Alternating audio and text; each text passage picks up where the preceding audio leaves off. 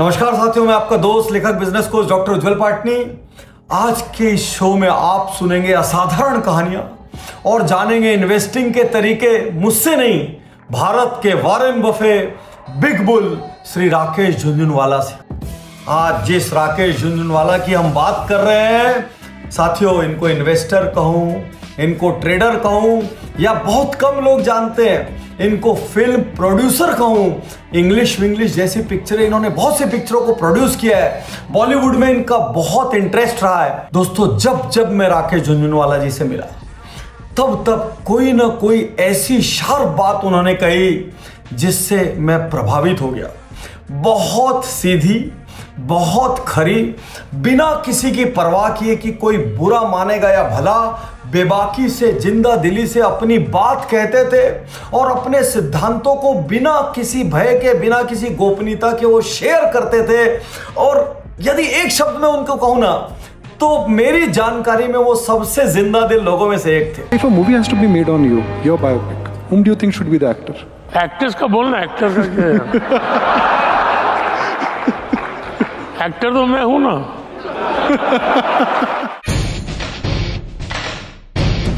1990 की बात है। हर्षद मेहता एक तरफ से तेजी से बाजार में तेजी ला रहे थे और पूरे देश में शेयर मार्केट का जश्न हो रहा था। ऐसा लग रहा था आग लग गई हो। आम निवेशक जिसने कभी निवेश नहीं किया था वो अपने जेवर, अपनी एफडीज को गिरवी रख रख कर पैसे लगा रहा था। लेकिन इस बीच सिर्फ एक आदमी वहां पर मंदड़िए का रोल अदा कर रहा था। वो हर दिन शेयर्स को शॉर्ट मार रहा था, पूरी ताकत से मार रहा था। और एक महीने बाद अचानक स्कैम एक्सपोज हो गया। हर्षद मेहता गिरफ्तार हो गए, उनको जेल हो गई, पूरा शेयर मार्केट धराशायी हो गया, लाखों करोड़ों लोगों के सपने टूट गए। लेकिन उस एक व्यक्ति ने जम के पैसा कमाया, बेहिसाब पैसा कमाया। उस व्यक्ति का नाम था राकेश झुनझुनवाला। हर्षद मेहता के समय पर how you tackled the market? मैं जिंदगी का सबसे बड़ा पैसा कमाया शेयर बेच के। मतलब मैंने वो जमाने में एटलीस्ट मंदी में 30-35 करोड़ रुपया कमाया होगा, बेच के। Well, we knew it was fraud money. ऐसा नहीं था कि राकेश झुनझुनवाला जी को पहले से पता था कि बाजार गिरेगा। कुछ साल बाद उन्होंने एक इंटरव्यू में स्वीकार किया, यदि एक महीना ये स्कैम और चल जाता, यदि एक महीने ये तेजड़िए और अपना काम कर जाते तो मैं बर्बाद हो जाता, मैं दिवालिया हो जाता। और इसीलिए वो मजाक में कहते हैं, यूं भी वो शार्प शूटर है, वो इतनी शार्प बातें कहते हैं कि सुनने वाले को आनंद आ जाता है। वो कहते हैं विमेन और स्टॉक मार्केट, इन दोनों को ना तो कंट्रोल किया जा सकता है और ना तो डोमिनेट किया जा सकता है। तो आइए हम जानते हैं कि वो स्टॉक मार्केट में कैसे आए, उनके प्रिंसिपल्स क्या है और उनसे हम कैसे लाभ उठा सकते हैं। राकेश झुनझुनवाला ने स्टॉक मार्केट में एंट्री कैसे की, यह कहानी दिलचस्प है। जब वो छोटे थे, उनके पिता इनकम टैक्स कमिश्नर थे। घर में स्टॉक मार्केट की काफी बात होती थी।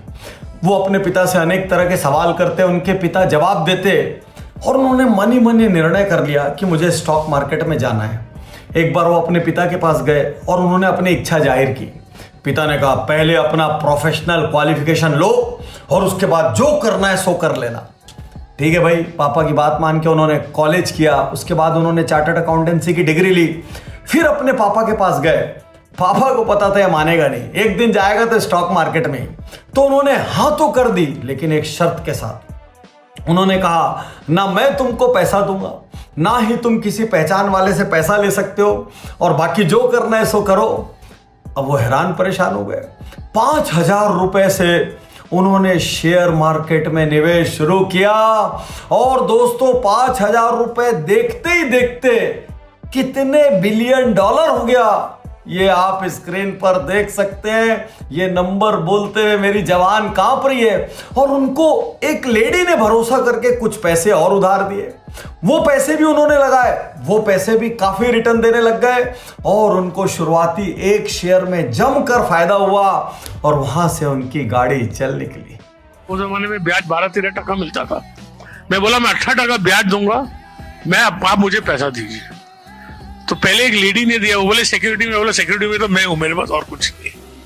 तो बोली ठीक है मैं तुम्हें 2.5 लाख रुपए दूंगा, पहले 1.25 लाख रुपया ले, उसके शेयर ले, वो शेयर मुझे सिक्योरिटी में दे, फिर 1.25 लाख और दे। तो मैंने वैसे चालू किया। फिर एक ब्रदर के क्लाइंट ने 10 लाख रुपया दिया, और आप बिलीव नहीं करेंगे 1985 की बात है, मैंने एक साल में वो 12.5 लाख रुपए से करीब 30 लाख रुपए कमाए, और वो जमाने में 4 लाख रुपए टैक्स भरा। तो आइए हम बात करते हैं उनके कुछ सिद्धांतों की, और यदि उनके सिद्धांतों को अपनाकर हमने अपने लिए, अपनों के लिए और देश के लिए कुछ भी समृद्धि हासिल की, तो शायद यही उनको सच्ची श्रद्धांजलि होगी। जब पेटीएम का आईपीओ आया, जोमैटो का आईपीओ आया, तो राकेश जी ने बहुत तीखे बयान दिए। उन बयानों ने बाजार में हलचल मचा दी, या यूं कह लो कि दो फाड़ कर दिया। कुछ लोगों ने कहा कि राकेश जी को वैल्यूएशन वाली कंपनियों की समझ नहीं है, उसमें इंटरेस्ट नहीं है। लेकिन राकेश जी एक बात कहते थे, वो कहते थे लाइमलाइट के पीछे मत भागो। कौन सी कंपनी न्यूज बना रही है इसके पीछे मत भागो। कौन सी कंपनी पैसा जला जला कर बाजार से सब्सक्राइबर ले रही है या बायर ले रही है, इसके पीछे मत भागो। कंपनी भीतर से ठोस है कि नहीं ये देखो, कंपनी का वैल्यूएशन रीजनेबल है कि नहीं ये देखो। चाहे जो भी हो जाए, अनरीजनेबल वैल्यूएशन वाली कंपनी में इन्वेस्ट मत करो। जिनके फंडामेंटल गलत है उसमें इन्वेस्ट मत करो। जो पैसा जला के पैसा बना रहे हैं उसमें इन्वेस्ट करने के पहले 100 बार सोचो। लोगों ने उनकी बात पे ध्यान नहीं दिया, लेकिन बाद में जब पेटीएम का हाल बेहाल हुआ, जोमैटो का हाल बेहाल हुआ, तो राकेश जी के चाहने वालों में बहुत वृद्धि हुई। वो जिस स्क्रिप्ट में हाथ डालते, लोग ब्लाइंडली हाथ डाल देते, क्योंकि सबको पता था स्क्रिप्ट वेल रिसर्च्ड होगी और स्क्रिप्ट के फंडामेंटल्स दमदार होंगे। तो उनका लेसन क्या है? वैल्यूएशन के पीछे मत भागो। किसको फंडिंग मिलके आग लगा रहा है पैसे को, उसके पीछे मत भागो। बहुत बर्न वाली कंपनी के पीछे मत भागो। हवाबाजी और न्यूज बनाने वाली कंपनी के पीछे मत भागो। बात को ध्यान में रख लेना, बहुत सारे स्टार्टअप आने वाले। ये शेयर बाजार है, महक नहीं आ सकती कागज के फूलों से, right? So don't be surprise, इसका इतना वैल्यू हो गया, जोमेटो का 1,40,000 हो गया, पर मिलेंगे 5 साल बाद, देखेंगे। अभी नहीं बेचने का, चड्डी निकल जाएगी, समय आएगा। और अभी आप बोलोगे कि जोमेटो मत लो, गधा है, तेरे को अक्ल नहीं। मैं 15 से बोलता था यूनिटेक मत लो, तो गधा बोलता था। तो फिर क्यों बोलने का, देखने का मजा देखो। वो हमेशा कहते थे बाजार की न्यूज के आधार पर कंपनियां मत चुनो। कोई एक सेक्टर सफल हो रहा है तो भेड़ चाल की तरह उसमें कंपनियां उतर रही है, ये देख के कंपनियां मत चुनो। कंपनियों की कॉम्पिटिटिव एज देखो, कंपनियों की गहराई देखो। कुछ एग्जांपल आपसे शेयर करता हूं। उन्होंने 2002 में क्रिसिल लिया। अब जितने भी लोग एनालिस्ट थे, जितने भी लोग जानकार थे, वो अपने सर खुजा रहे थे, यार क्रिसिल क्यों लिया यार, इसमें लेने जैसी क्या बात है। लेकिन वो जानते थे आने वाले समय में स्टॉक मार्केट में कंपनियां बढ़ेगी। कंपनियों की तादाद देखते हुए बहुत कंपनियां ऊंच नीच लेकर भी आएगी, स्टॉक मार्केट का उतार चढ़ाव बढ़ेगा। ऐसे में जो कंपनियां ईमानदारी से रेटिंग करेगी, जांच करेगी, उनकी कीमत बढ़ेगी। और देखते ही देखते उनका स्टॉक 16 गुना बढ़ा। जब उन्होंने डेल्टा कॉर्प का शेयर लिया तो सब लोगों ने बोला यार ये कैसीनो वाली कंपनी में भी कोई पैसे लगाता है। लेकिन राकेश जी अलग तरीके से सोचते थे। उन्होंने कहा यार इस देश में इतनी मुश्किल से कैसीनो चलाने का लाइसेंस मिलता है, यदि इस कंपनी ने लाइसेंस भी ले लिया तो ये दूसरों से अलग हो गई। और जब तक लोगों में लालच है, जब तक लोगों को क्विक मनी चाहिए, कैसीनो चलते रहेंगे। तो इस तरीके की कॉम्पिटिटिव एज वाली कंपनियों को ढूंढते थे लोग, उन्हें खोजी निवेशक कहते थे। लोग मजाक में कहते थे वो कंपनीज की बैलेंस शीट के भीतर जाने कैसे घुसते हैं कि वहीं से वो अपॉर्चुनिटी भी ढूंढ लेते हैं और वहीं से वो रिस्क भी ढूंढ लेते हैं। राकेश झुंझुनवाला जी कहते थे मैं कोई भगवान नहीं हूं और मेरे भी सारे निर्णय सही नहीं होते। मेरा DHFL का निर्णय गलत था, मेरा जियोजीत फाइनेंशियल का निर्णय गलत था, मेरा डिश टीवी का निर्णय गलत साबित हुआ। निर्णय गलत भी होंगे, निर्णय सही भी होंगे। मेरी बात बहुत ध्यान से सुनना। यदि आप स्टॉक मार्केट में निवेश करते हैं या करने वाले हैं, ये बात बहुत महत्वपूर्ण है। हर किसी के निर्णय सही भी होंगे, गलत भी होंगे, लेकिन जब निर्णय गलत हो तो पैसे कम लुटाना, और जब निर्णय सही हो तो पैसे ज्यादा कमाना। वो हमेशा कहते थे 5 रुपए का टाइटन भी 1000 रुपए होगा, और इसके लिए सिर्फ मुझे पेशेंस रखना है। इसीलिए स्टॉक मार्केट की सबसे बड़ी चीज पेशेंस है।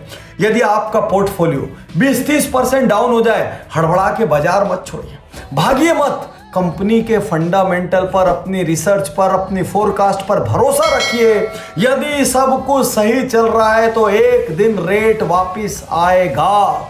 लेकिन एक चीज ध्यान रखिए, उतनी ही बड़ी मिस्टेक कीजिए जिस मिस्टेक को आप अफोर्ड कर सकें, जिंदा रह सकें और अगली बार फिर पैसे लगा सकें। बहुत ध्यान से समझना बात, अपने सारे अंडे एक टोकरी में नहीं डालना है। उतनी ही बड़ी मिस्टेक कीजिए जिसको अफोर्ड करके आप मार्केट में बने रह सकें। गलतियां होंगी। Whatever success I have had, I think patience, hard work, taking defeat with a smile. मुझे बहुत बहुत नुकसान हुआ है। मैंने कंपनी में पैसा लगा A to Z, मैं 150 करोड़ रुपया खोया उसमें।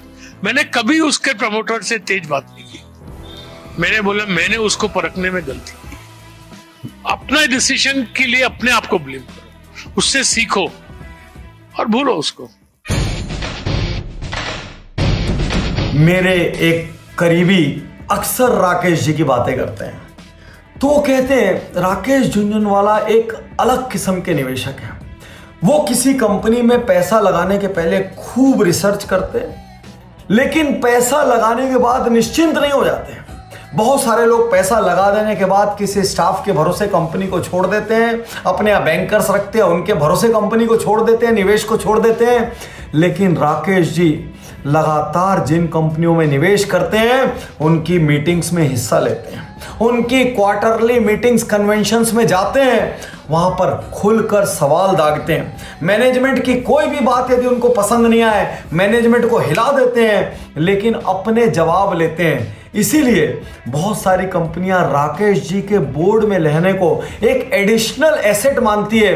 वो मानती हैं कि कोई है जो हमारा ऑडिट निर्दयता से करता है, लेकिन वो ऑडिट करना जरूरी है क्योंकि उसके बिना हमको अपनी गलती पता नहीं चलती। जब आप निवेश करते हैं, निवेश करने के बाद आंख बंद करके मत बैठ जाइए, कंपनी पर ध्यान दीजिए।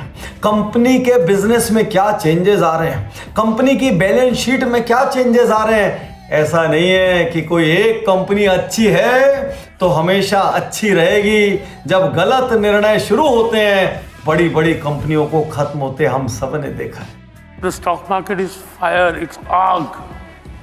It's not easy। ये बाजार से पैसा कमा के ले जाना, it's very exciting। But remember, it's not the race course. Markets and cooking, they can't be taught, they have to be learned.